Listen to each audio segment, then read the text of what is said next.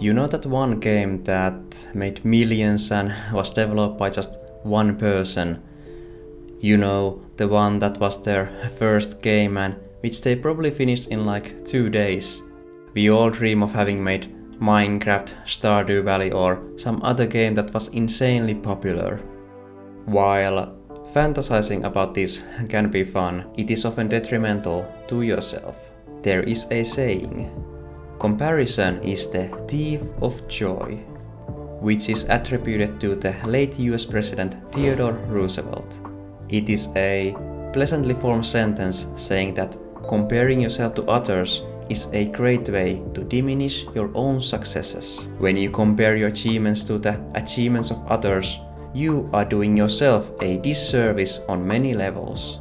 First of all, you almost always compare yourself to those who are ahead of you in some way, rarely to those who are on the same level as you or behind you.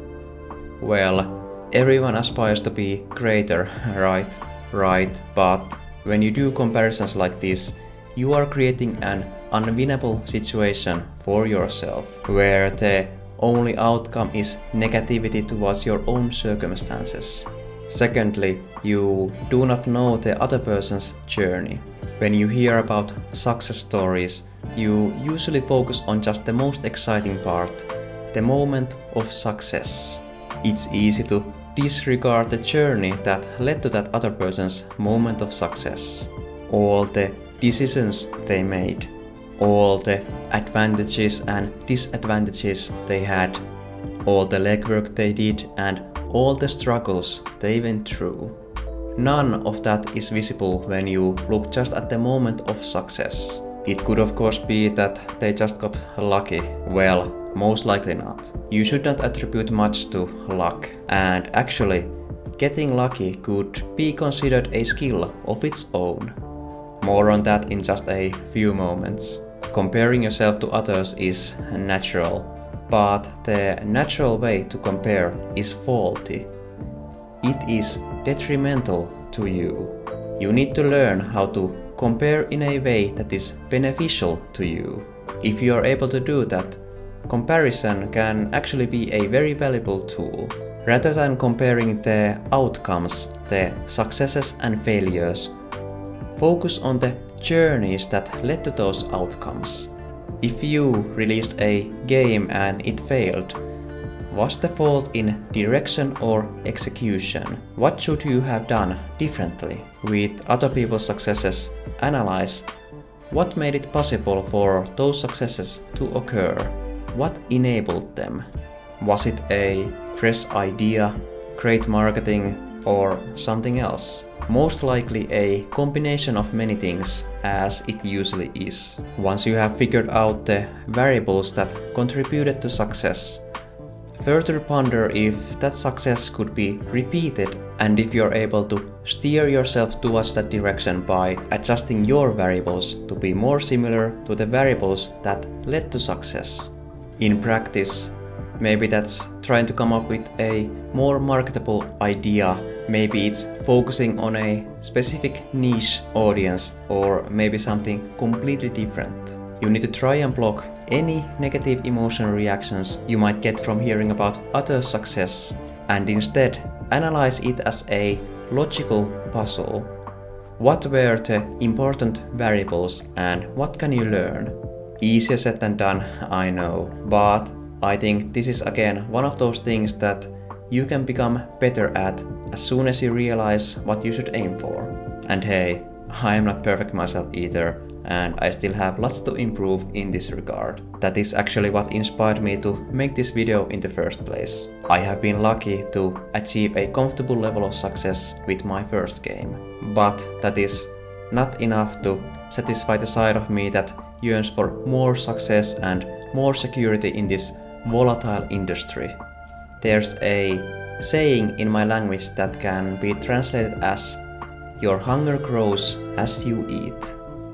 Aside from any literal interpretations derived from the nightmares of a buffet owner, it holds true for other things in life also. One of those is success.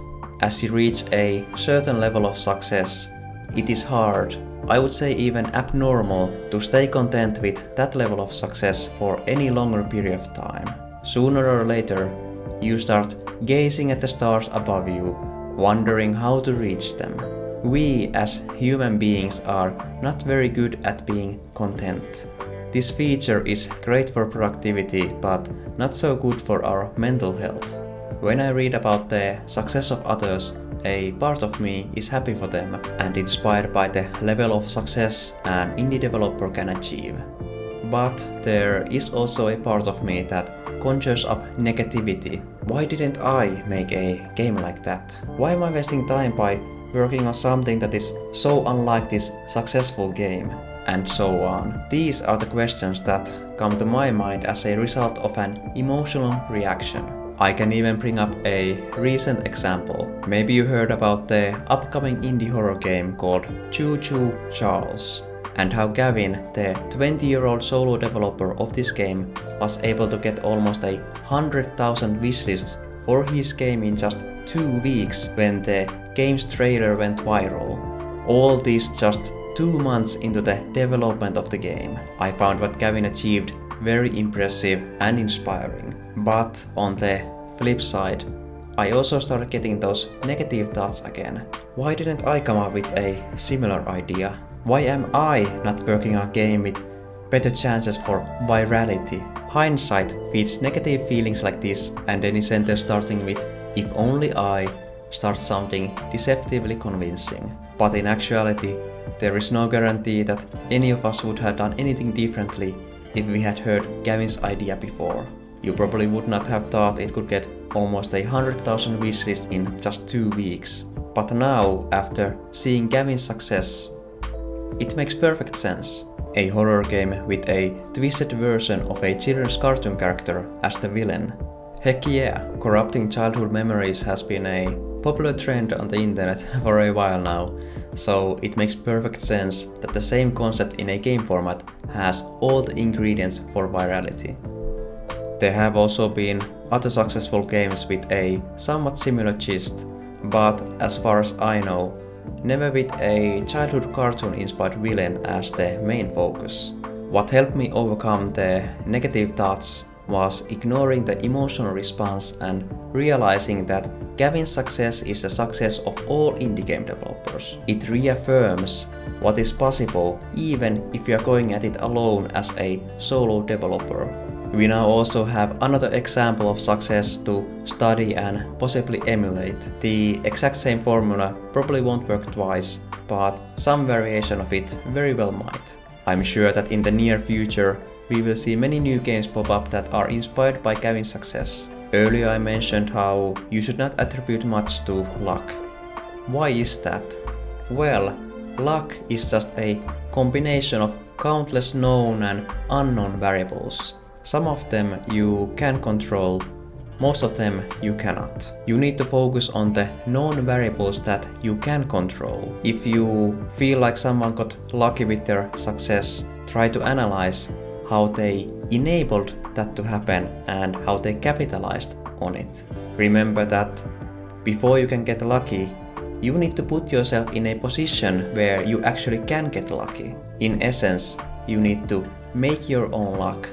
So, final summary. Stop comparing outcomes and focus on analyzing the journeys. Try to discern what were the variables that enabled success and attribute as little as possible to just luck.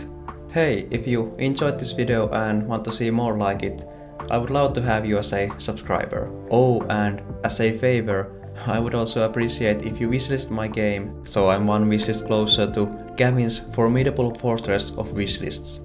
Okay, thanks for watching and I'll see you in the next one.